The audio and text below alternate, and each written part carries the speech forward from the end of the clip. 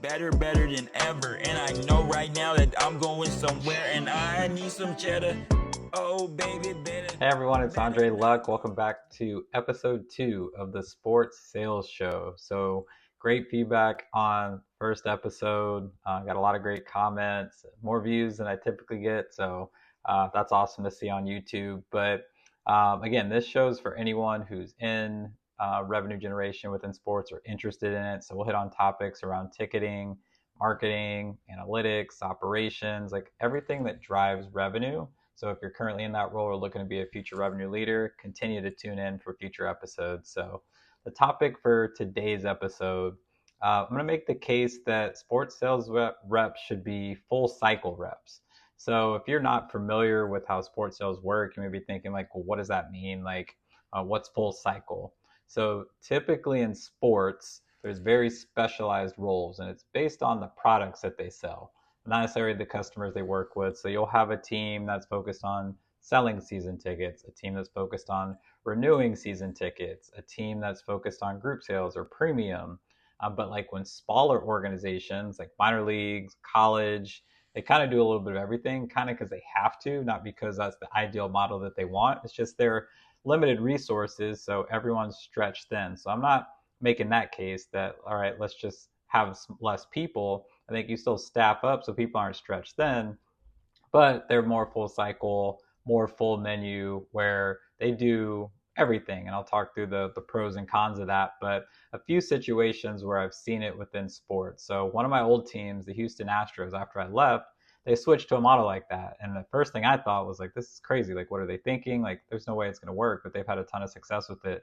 Another one that I remember seeing a lot working in baseball was the Yankees. Like their sales reps would also renew and manage their accounts. So the reason that a lot of teams have moved away from that model is like they really want to specialize the roles. So when you're focused on season ticket sales, you're focused on just going to get new business. And I'd really championed for that because I'm like, all right, I want my new sellers to like just focus on getting new business. Then you have a team that's really focused on renewing those season ticket holders. And like in groups, you're typically doing both. You're selling, you're servicing, you're doing the events and everything like that. So, it works for people, but I think with automation, teams looking to be more profitable and efficient, AI and things like that, you can really lean into making people a little more well-rounded and taking some of those administrative tasks. So I used to be on one side of the fence, but I think I'm leaning the other way.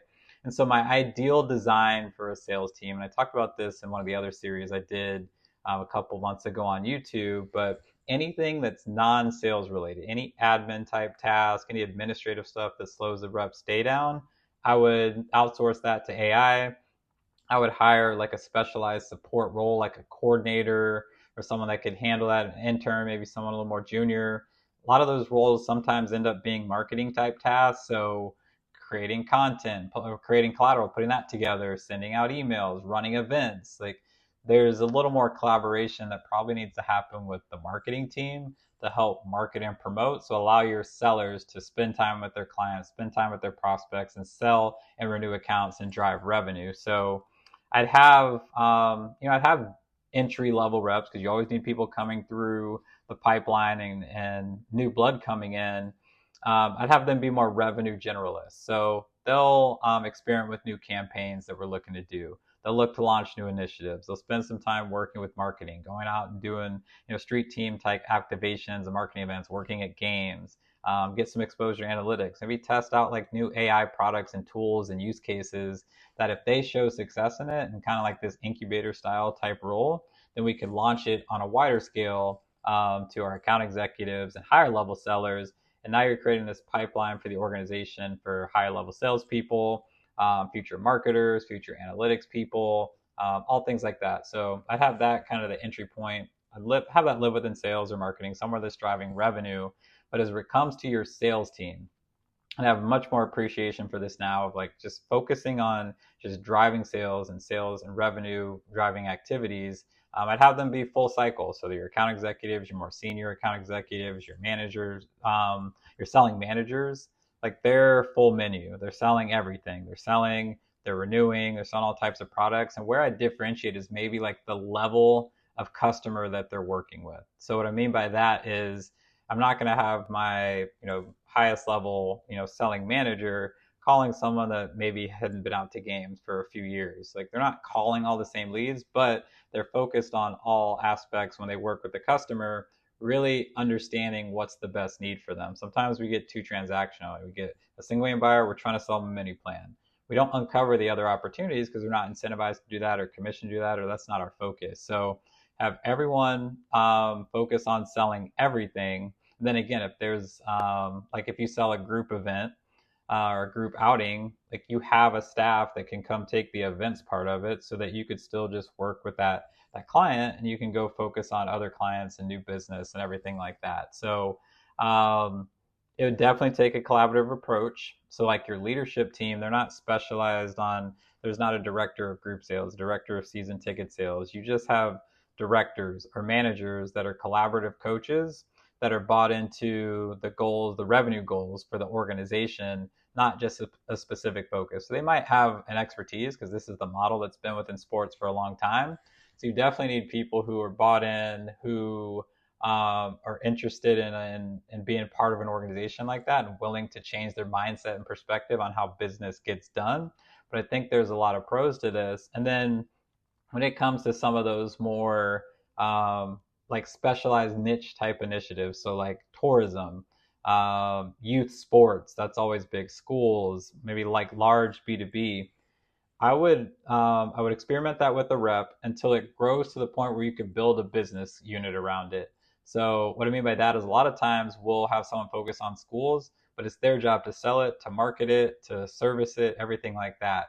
So if you're gonna break someone off to be specialized, you need to give them the resources. So maybe not a full-time marketing person, but there needs to be time and resources allocated towards, all right, what is our approach to schools? How are we marketing to schools? How do we make sure that we're creating events specially towards schools? Like one person can't do that, an account executive. You need to give them support across the organization. Same with tourism, or if you're doing like, Hispanic, like heritage initiatives or things like that. If you're going to have these individual contributors who are specialized, make sure that you're equipping them with the resources. So that's my ideal setup. Obviously, a lot would have to change if you're in a traditional model. If you're building it from scratch, you can kind of do that. So my business case for this, why I think this is a model that teams should consider and potentially move to and become more of the norm. I think it better aligns towards your business goals. So there's a couple teams I've talked to and worked with. One I was talking to a few months ago, just understanding their process, was the Lions. And a lot of teams are in a situation like this too, where they were heavily staffed on the new business side. The team hadn't been good for a long time. They had a bunch of seats to sell, new season tickets. They got really good. They converted that demand. And now you have all these salespeople who now need to convert over to service and retention roles. So if you had people that were always kind of well versed and well rounded, although you really have to be disciplined on how you allocate their time and their resources, they could easily pivot over. You don't have to go hire a whole new staff. You don't have to, switch them all over. They've already kind of been in that mindset and that mode. So you're better aligned towards the business goals when you have people that can, be dynamic and flexible and adaptable. So you adapt to different market changes and market conditions. And in sports, there's not a lot of economic market factors that impact you, but the biggest market change is like your performance, like the team performance. So, for example, let's say, and I saw this a few times where a team that I worked for wasn't playing well one year, and then the next year they make a deep playoff run, see the the picture, win a World Series. And so now you have to capitalize on all this demand of people wanting season tickets. So my season ticket team, they crushed it. They got after it. They sold a bunch of new season tickets. But if you were a season ticket account rep, where you manage accounts, or if you were a group rep or a nightly suite rep, you capitalize on that a little bit, but you didn't have the same opportunity. And so now we took these people who've been solely focused on groups and only groups, and now, like, because there's so much demand coming in, we got to pivot them and train them up real quick. And this is the biggest moment in our organization's history to capitalize on. And we got to, like, in the moment, train people to do that. So if you already have that system built up where they're already doing a bit of everything, it's easier for them to pivot. So like quarterly, or you could look out and see, wow, the team's playing well, the team's playing really bad, we need to switch them and put more of their time allocated towards this because that's where a lot of our revenue opportunities are. You could pivot, you could be adaptable. It helps eliminate waste. So there was a rep I worked with. He was heavily focused on season ticket sales. And he used to get very frustrated because when it was time to sell new season tickets, he felt the group reps didn't take it as serious, and they weren't as invested in helping the team sell season tickets because they're group reps. And you see this all the time. This isn't like it wasn't the only case of it. And so you find ways to make your team productive in these down periods or off seasons. So this kind of helps eliminate waste. They're always on, they're always doing something. They're not stretched too thin if you have enough people, but there's always an opportunity to capitalize. Like in sales, like there should always be opportunities where you're selling, renewing, a mix of the two. So there's not these like down periods, and then you're not like overstaffed. So the situation I talked about before, where you need to shift your assets, or you need to shift your focus, and maybe there isn't a need for a certain type of role anymore, but you're kind of locked into that headcount at least for the year because you built your budget out. You have these people on your team that were like, you hire them for this one specific role, but if for a 12 to 18 month period in your business growth, that's not a priority, like you could shift them, hopefully, but you're kind of locked into that department, their P&L, like the budget that you set for it, the head count, where you can eliminate waste if everyone's doing everything. The other thing too, I think, they're going to be more engaged because, like I said, there's not really down periods. They're learning all areas of the business, so they're always being coached and developed, and there's a reason.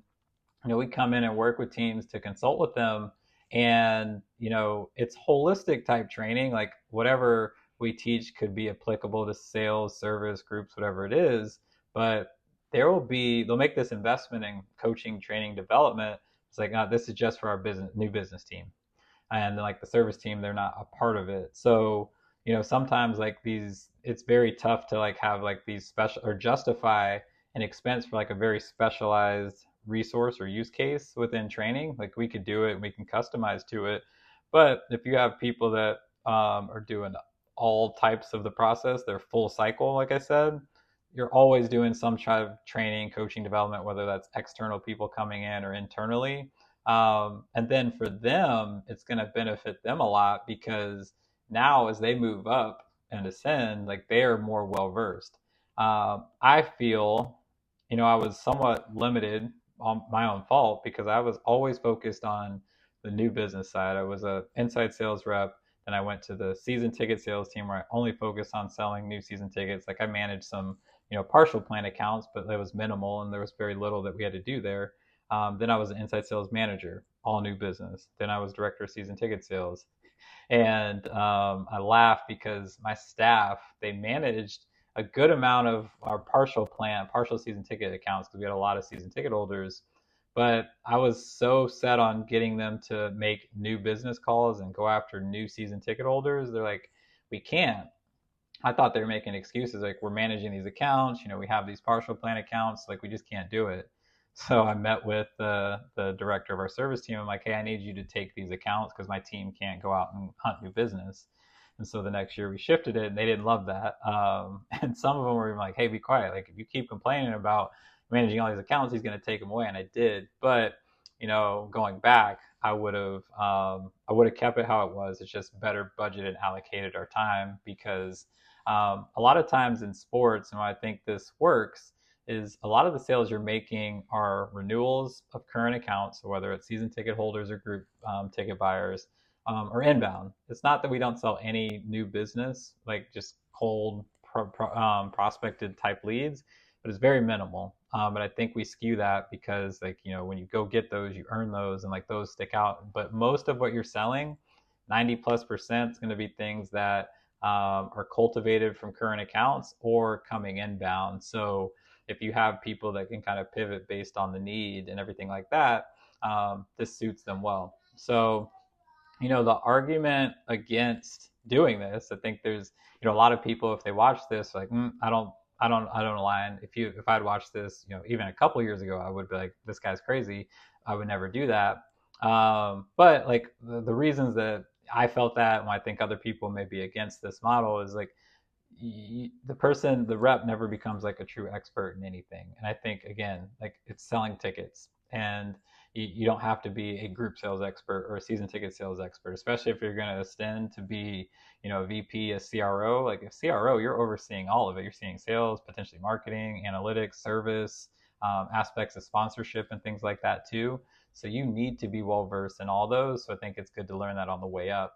But you can, if you're not intentional about it, you could pull people in way too many directions. And some of it, when I talk to teams right now, it's just they're understaffed. So that's a different type of problem.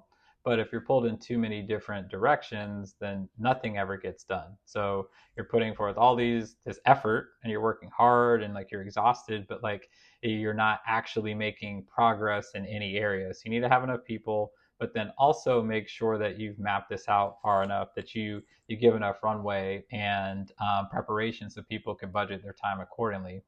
The constant changes that could frustrate people. Some people like knowing, like, here's just my role, I can get really good at it, and I can focus on it. So you need the right type of individual that probably even like a little bit of, entrepreneur type mindset, where they're, adaptable and can flex based on the need of the business, not just what their comfort level is or even their area of expertise. Um, Sometimes it's going to be difficult to measure, like find the right incentive model. I think if you're going to do something like this, you just kind of do a standard across the board. Like here's the commission structure based on like a total revenue allotment or pot that you need to get back. Because then if you have to think too much about your comp plan, like then you're never going to have success. Where it's like, well, I get a certain percentage if I sell a season ticket. If I sell it in this location, I get this kicker, and then if I sell a group, it's this. It's like if you could just standardize it across the board. It's like, hey, you're accountable for a $5 million book of business. We need you to bring 5 million back plus 10%. So however you go get that, a lot of times it eventually will kick out. The attendance will align with that if you price everything right. So you just need people to go get a certain amount of revenue, whether that's through sales, service, renewals, whatever it may be. So if someone does a really good job of renewing at a high rate, they don't have to bring in as much new business. But if someone's not as strong at renewing, then they got to find other ways to go get that. So it's just like a holistic number. The other thing I feel a lot of people would say is like, hey, it's not broken. So why are we trying to reinvent the wheel? Like if things are working, like why are we going to fix it? And because a lot of leaders didn't come up in a system like this, it'd be very hard for them. Again, like I said, a couple years ago, if someone came to me with this model, I would have been very resistant. So I think it's, finding people that are aligned and believe and can adapt because, they've either worked in different parts of the business or they just believe that this is the best way to go. So, in closing on this part of the show, to make it work, you need to have a clear strategy that's mapped out so that you could allocate your time accordingly, and people can manage their days, and whether it's time blocks or certain times during the year or this quarter, like here's the 2 or 3 priorities. It can't be every time like there's a small dip in the business, like we have these like fire drills and panics. Like you got to lean in and like, all right, this is the strategy that we're going with. Like map it out, for the next 3 months to 6 months. This is what we're heavily focused on. Give people enough time to close out what they're working on, and then gain a little momentum going into the next phase or the next type of campaign. Where I struggled sometimes as a leader is like we'd be going through a campaign and we'd be doing it, and then I'd be like, oh, next week we need to start focusing on this. And so I would that week be like, hey, we're going to start focusing on this. But like they still had all this work they were doing for months, if not years, leading up to this point, and I expect them to pivot on a dime and turn on a dime to like change that. You got to build some lead time, some lag time for that. And if you're going to do this, like map this out over a 12 to 18 month period. Like this isn't something you just rip the band-aid, overhaul, like, all right, we're bringing in this whole new model. Like there's a lot of business that would get left if you just completely clean house and start over. So like slowly transition. Maybe pick like one focus that you'll focus, or one area you'll focus on, to switch to this model or shift to this. Maybe pick a few people and pilot it and see how that works out, and then start to scale that to a bigger group and a bigger team. But I think just doing it all at once, it's going to be difficult. So I said in each episode, I'll either share a question I heard this week or something that really stood out to me and made me think.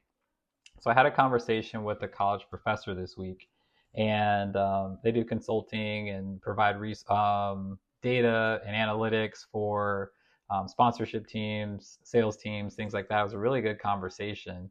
And one thing that really made me think is he mentioned that, the local sports team, I think either hosted him or the phone kind of cut out at this point. But uh, long story short, what he was saying is, we have these sales events. A lot of times we need these to be closing events, and the reps feel the pressure to bring like someone who's going to buy, so we could justify the ROI of these events. We agreed it's about just get the right people in the room and make it intimate. But if you get the right people, they could either one, they're going to show up at this like great event and then be really wild to something that maybe we didn't consider. Maybe they bring, a C-level or an executive that you didn't even know because you're just looking for someone to buy that day that could lead to future business. So not being so transactional on these sales events, but more focused on like, all right, let's just have these events of marketing, getting the right people in the room that are going to lead to future business for us, and not tying an ROI immediately to that event, like the next week, like how many deals did we close? I think it's good to have some accountability and like a next step, but more looking at it holistically, like, all right, we had this event, how much business came over the next 6 months from that? And so it's really taking a less transactional approach when you host people, because they're not coming necessarily to buy. They could buy on their own. And that was something that, I'd hear from my staff a lot. It's like, they don't need this event to come by. Like, they'll just buy if they want to, but they like the experience. They get to network with other people, just the feeling that they got by being at the stadium or at the ballpark or at this premium club triggers, opportunities. Or maybe they bring someone with them that could be a big future client of yours. So just thinking of it more like an awareness, a marketing play versus this is transaction. We got to close right there on the spot. So the other piece that I'll have in every episode is a shout out. So the Portland Trailblazers, we're going to work with them here in a couple weeks. And as we were talking through, or actually next week, we were talking through their setup and their structure. One of the things they said that, we really liked that stood out is they said their sales reps who are going back to the conversation we had today that sell new season tickets, they keep those accounts for at least a year, for the next year, before they transition over to a service team member. And why they do that, and I've seen this a lot too, is, once you make that sale, there's still a lot of opportunity to, sell them more. You built this relationship, and it's just like on a dime, they have to go to someone else.